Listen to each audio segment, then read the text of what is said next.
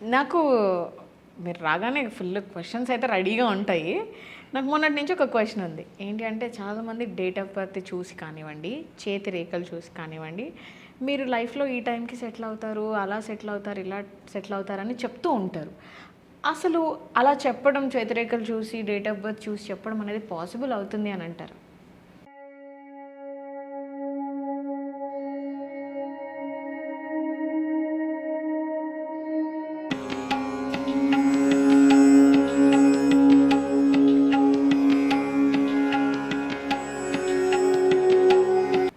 ఇప్పుడు 2 రకాలు కూడా చెప్పొచ్చు, కానీ ఎక్కువ శాతము అందరూ డేట్ ఆఫ్ బర్త్ ఉంటేనే చెప్పగలుగుతారు. ఇప్పుడు ఏంటంటే ఎవరికైనా కానీ మనం ఫ్యూచర్ ఏం చేస్తామనేది మనం పుట్టిన date of birth, time of birth ఉంటే దాని ప్రకారము చూసి చెప్పొచ్చు. 90% జరుగుతుంది. అది ఏంది, ఇప్పుడున్న జనరేషన్ వాళ్ళకి డేట్ ఆఫ్ బర్త్లు ఉన్నాయి. వాళ్ళ డేట్ ఆఫ్ బర్త్ ఇస్తే రిపోర్ట్ వస్తుంది. దాని ప్రకారం ఏం చదవాలి, 10th తర్వాత ఏం చదవాలి, పెళ్ళి ఎప్పుడవుతుంది, ఏ జాబ్ చేస్తామనేది ముందే తెలుసుకోవచ్చు మనం. అట్లా తీసుకుంటే ముందు లైఫ్ తెలిసిపోతుంది. తర్వాత ఇప్పుడు ఒక 30 years బ్యాక్ పుట్టిన వాళ్ళకి డేట్ ఆఫ్ బర్త్ లేవు. 35-40 ఏళ్ళ కింద అంటే 84, 80లో పుట్టిన వాళ్ళకి డేట్ ఆఫ్ బర్త్లు ఎవరు రాసి పెట్టలే. 1980 పుట్టిన వాళ్ళు అయితే వాళ్ళ జాతకాలు చూసుకోవాలనుకుంటే ఏడిపోయినా కానీ మీకు డేట్ ఆఫ్ బర్త్ లేదు అని చెప్పి ఈ పేరు మీద ఏదో జాతకం చూసేస్తారు, నక్షత్రాన్ని బట్టి, పేరుకి వచ్చే నక్షత్రాన్ని బట్టి. అయితే మనం ఎప్పుడైనా కానీ మన యొక్క లైఫ్ గురించి తెలుసుకోవాలనుకుంటే పుట్టిన డేట్ ఆఫ్ బర్త్ ప్రకారం ఉన్న రాశి, నక్షత్రము, లగ్నం ప్రకారమే మన జాతకం డిసైడ్ అయితే దాన్ని చూసుకోవాలి. కానీ మనం పెట్టుకున్న పేరు ప్రకారము రాశిని చూసుకొని ఫలితం చూసుకుంటే తప్పిపోతుంది. పేరు ఈరోజు వెళ్ళామంటే రేపు మళ్ళీ మారుతుంది. మన ఇష్టం, అది పేరు మార్చుకోవచ్చు. పేరు మారినంత మాత్రాన ఈ జాతకం మారిపోతుంది. అయితే మనం పుట్టినప్పుడు ఏంటంటే డేట్ ఆఫ్ బర్త్ ప్రకారం నక్షత్రం మీకు వెళ్ళి పేరు పెట్టుకుంటే బాగుంటుంది, లైఫ్ లాంగ్ బాగుంటుంది అది. ఇక ఇప్పుడు 1980లో పుట్టిన వాళ్ళకి డేట్ ఆఫ్ బర్త్ లేవు, ఎవరు రాసి పెట్టలేవు, ఎవరో ఒకరికి రాసి పెట్టారు. వాళ్ళది ఏంటంటే మనకు మొత్తం ఇలా జాతకం తెలియాలంటే మొత్తం చేతిరేఖలు చూసి చెప్పవచ్చు. డేట్ ఆఫ్ బర్త్ లేకున్నా కానీ చేతిరేఖలు చూసి మొత్తం జాతకం చెప్పవచ్చు. మన అరచేతులనే మన లైఫ్ ఉంటుంది. ఇక్కడ మన అరచేతుల కొన్ని రేఖలు ఉంటాయి. ఇది ఒకటి జీవిత రేఖ. ఈ జీవిత రేఖతో ఏమైందంటే ఇక్కడ జీవిత రేఖ ఇక్కడ నుంచి ఈ చూపుడు వేలు, బొట్టన వేలు మధ్య నుంచి కంగరేఖలు దాకా ఉంటుంది. ఇది మన ఎన్ని సంవత్సరాలు భక్తం మనం భూమి అనేది తెలుస్తుంది. ఎప్పుడు యాక్సిడెంట్ అవుతుంది, ఎన్ని రోజులు భక్తము, అసలు మన గ్రోత్ ఎప్పుడు ఎట్లుంటుంది అనేది మొత్తం ఈ ఒక్క రేఖలో తెలుస్తుంది. ఇంకొకటి ఈ జీవిత రేఖ నుంచి ఒకటి ఇక్కడ చంద్రస్థానానికి బుద్ధిరేఖ అనేది పోతుంది. ఈ బుద్ధిరేఖతోటి చూస్తే ఏం తెలుసు అంటే మన యొక్క మైండ్ సెట్, మైండ్ ఆలోచన ఎట్లా ఉంటుంది, అతని విధానం ఎట్లుంటుంది, ప్రవర్తన ఎట్లుంటుంది, ఇవన్నీ తెలుస్తాయి. ఇంకా దాని తర్వాత ఇక చికెన్ వేలు కింద ఒకటి హృదయ రేఖ ఉంటుంది. ఈ బుద్ధస్థానం నుంచి ఇక్కడ చూపుడు వేలు దిక్కు, గురుస్థానం దిక్కు వస్తుంది ఒక రేఖ. ఈ రేఖ బాగుంటే ఏమైందంటే మన మనసు బాగుంటుంది, ఎదుటితో ప్రవర్తన బాగుంటుంది, పీస్ఫుల్ మైండ్ ఉంటుంది. అంటే ఈ రేఖలను బట్టి మనం ఎలా ఉంటాం అనేది తెలుస్తుంది. ఆడపిల్లలకేమో హృదయ రేఖ బాగుండాలి, అంటే వాళ్ళకు గుండె మనసు బాగుండాలి లేడీస్కు. మగపిల్లలకేమో బుద్ధిరేఖ బాగుండాలి. బుద్ధిరేఖ బాగుంటే మెంటల్గా బాగా ఆలోచన చేస్తాడు, వర్క్ బాగా చేయగలుగుతాడు, ఇబ్బంది పడకుండా ఉంటాడు. ఈ బుద్ధిరేఖ ఎప్పుడైతే మధ్యలో కట్ కావడము, విరిగిపోవడము, యవ్వం రావడము, ఇట్లా ఇక్కడ బుద్ధిరేఖ ఉంది, దీని ఇట్లా యవ్వం గుర్తు వచ్చింది అనుకోండి, ఈ ఇక్కడ నుంచి ఇక్కడ లెక్కేసి ఎన్ని సంవత్సరాలు ఉందో చెప్పవచ్చు. యవ్వం గుర్తుందో మన ఒడ్ల కిందలాక అన్ని సంవత్సరాలు పిచ్చోడు అవుతాడు. డాక్టర్లు కానీ మేము కానీ ఎవరో బాగా చేయలేము. ఆ 5 ఏళ్ళ 3 ఏళ్ళ 2 ఏళ్ళ పిచ్చోని లాగా ప్రవర్తిస్తాడు. వాడు ఏం మాట్లాడుతున్నా వానికి తెలియదు. ఆ దశ దాటేదాకా అంతే ఉంటుంది. దశ అయిపోయినాక మన నార్మల్ వ్యక్తి అవుతాడు. లేకపోతే ఇక్కడ మధ్యలో కన్నా ఇరిగిపోతుంది బుద్ధిరేఖ, ఇరిగిపోయి మళ్ళీ కొద్ది దూరం అయినాక స్టార్ట్ అవుతుంది.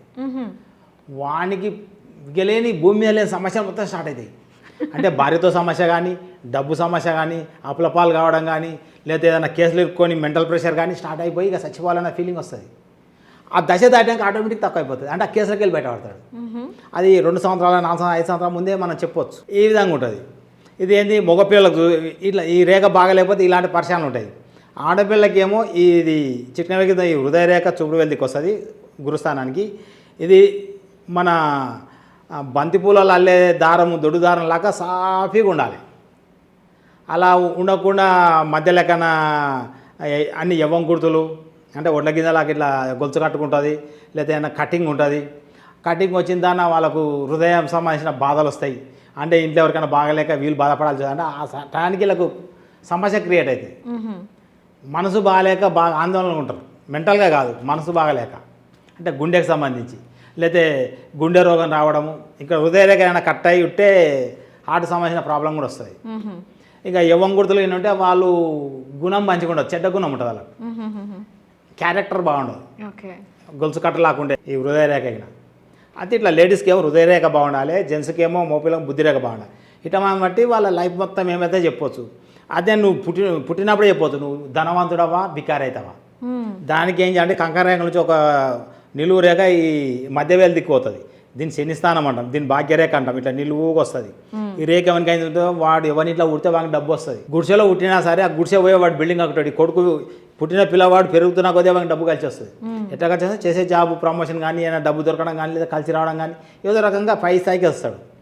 పుట్టినోడు గొప్పోడు కావాలి కాబట్టి ఆయన తండ్రికి డబ్బులు వస్తాయి. ఎందుకంటే వీని వాడు అన్ని చూడాలి, వీని ద్వారా కోసం అతనికి డబ్బులు వస్తుంటాయి. ఈ రేఖ ఉంటే వాడు గొప్పడైతే చెప్పవచ్చు.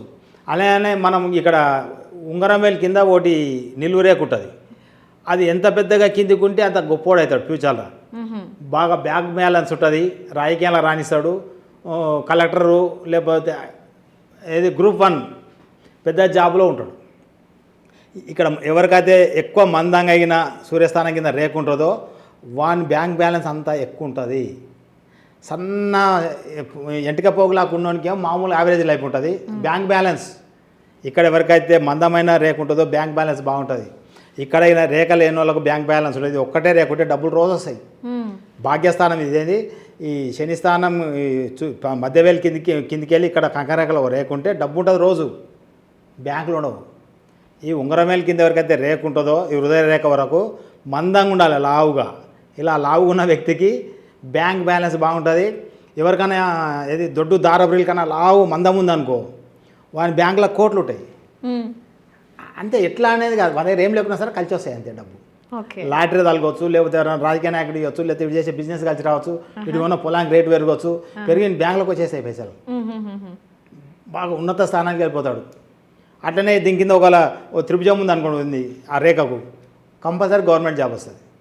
అయితే మనం ఇలా మన చేతిలో ఉన్న అరచేతిలోని రేఖలను చూసి పుట్టినప్పుడే వానికి మనము ఎప్పుడు ఏ సంవత్సరం ఏమి జరుగుతుంది, ఏ సంవత్సరం ఇల్లు కడతాడు, ఏ సంవత్సరం ఎలా ఉంటుంది అనేది మొత్తం చెప్పొచ్చు. అయితే డేట్ ఆఫ్ బర్త్ ఉంటేనేమో ఒక రకంగా చెప్పొచ్చు. అంటే డేట్ ఆఫ్ బర్త్ది చేతి రేఖలది 99% మ్యాచ్ అవుతుంది. ఓకే, డేట్ ఆఫ్ బర్త్ ఉంటేనేమో ఇయర్ వైజు నెల వైజు ఇవ్వచ్చు రిపోర్టు. చేతి రేఖలు అయితే ఓన్లీ ఇయర్సే తెలుస్తాయి. ఎందుకంటే ఈ ఒక అరచేతిలో 100 సంవత్సరాలు తీసి ఇవ్వడం అంటే కష్టం. అవును, చిన్నగా ఉంటుంది కదా చెయ్యి, 100 ఏళ్ళది రాసిస్తాం. 100 ఏళ్ళ రిపోర్ట్ కూడా నేను ఇస్తా. ఇలా ఒకటి మా దగ్గర చార్ట్ ఉంటుంది, ఈ చార్ట్ ఉంటుంది. ఈ చార్టులో మొత్తం పుట్టినప్పటి నుంచి చనిపోయేదాకా మనం ఏమవుతాం అనేది మొత్తం ఇయర్ వైజ్ రాసి ఇచ్చేస్తాను. ఓకే, అయితే నేను డేట్ ఆఫ్ బర్త్ ద్వారా చూస్తా, చేతిరేఖలతో చూస్తా. ఎక్స్ట్రా ఏంటంటే ఇంకా ఈ స్కానర్తో కూడా చూసి వాళ్ళు ఎప్పుడు ఏమి జరుగుతారు, ఏమవుతారు, ఫ్యూచర్ ఎట్లుంటుంది మొత్తం రాసేయడం జరుగుతుంది. ఓకే, సో అంటే కొంతమంది అనుకోవచ్చు గురూజీ ఈయన ఏమైనా దేవుడా ఫ్యూచర్ చెప్తా అంటున్నాడు అని చెప్పేసి వాళ్ళు అనుకోవచ్చు. వాళ్ళకి మీరేం ఆన్సర్ చెప్తారు? ఒకడు నాకు ఫోన్ చేసి తిట్టాను స్టార్టింగ్లో, అయ్యో కొడుగా నువ్వు దేవుడవారా, అన్ని అది చెప్తే ఇది చెప్తా అంటాడు, నువ్వు దేవుడవా, మంచివే కదా అట్లనే చెప్తావు అంటాడు. చనిపోయే రోజు చెప్తా నేను, నీకు యాక్సిడెంట్ ఎప్పుడైందో నేనే చెప్తా. ఎవరన్నా అవసరం, అదే ఛాలెంజ్ ఇది. నాకే చెప్పండి గురూజీ, మరి లైవ్ లో వాడు ఎప్పుడు యాక్సిడెంట్ అవుతుంది, వాడు ఎప్పుడు ఇల్లు కడతాడు, ఎంత పెద్ద ఇల్లు కడతాడు, చిన్న ఇల్లు కడతాడు నేనే చెప్తా. వానికి ఫస్ట్ లవర్ ఎప్పుడు పరిచయం అయిందో నేనే చెప్తా. ఇంతకన్నా ప్రూఫ్ ఏం కాదు. సో ఎంతమంది భార్యలో నేనే చెప్తా. లంగనా దొంగనా కూడా చెప్తా నేనే. దొంగ అయితే కూడా చెప్తా, వాడు దొంగ అని చేసి చూసి. సో గైస్ చూస్తున్నారు కదా సార్, అంత పర్టికులర్గా చెప్తున్నారు అని అంటే తను నేర్చుకున్న విద్య అలా అలా ఉంటుంది కాబట్టి తను అంత కాన్ఫిడెన్స్గా చెప్తున్నారు. నాది పిహెచ్డి, చదువుకున్నారు కాబట్టి డెఫినెట్గా ఆ నాలెడ్జ్ అయితే ఉంటుంది. ఇఫ్ ఇన్ కేస్ మీరు గురూజీని కలవాలన్నా, గురూజీతో మాట్లాడాలన్నా స్క్రీన్ మీద కనిపిస్తున్న నెంబర్కి కాల్ చేసి మీ ఫ్యూచర్ ఎలా ఉంటుందో తెలుసుకోండి.